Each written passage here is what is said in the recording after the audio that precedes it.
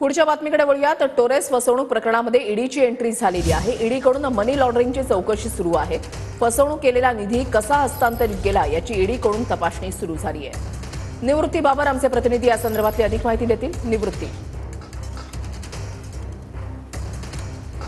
नक्कीच ऋषाली, आपण जर पाहायला गेलं तर मागच्या आठवड्यामध्ये टोरेसने ज्या पद्धतीने ग्राहकांची फसवणूक केलेली आहे ती बाब जी आहे ती समोर आली होती। त्यानंतर टोरेसच्या सर्व शाखा ज्या आहेत त्या ईओडब्ल्यू कडून आणि मुंबई पोलिसांकडून सील केल्याचं आपल्याला पाहायला मिळत होतं। आपण जर पाहायला गेलं तर आता याचा तपास ईडी देखील करणार आहे, कारण की मोठा आर्थिक गैरव्यवहार जो आहे तो याच्यात असल्याची बाब जी आहे ती समोर आली। त्याच्यामुळे ईडी कडून देखील त्याचा तपास केला जाणार आहे। परंतु एक अशी देखील माहिती समोर आलेली आहे की टोरेस कंपनी जवळपास भारतामध्ये 400हून अधिक शाखा खोलण्याच्या तयारीत होतं।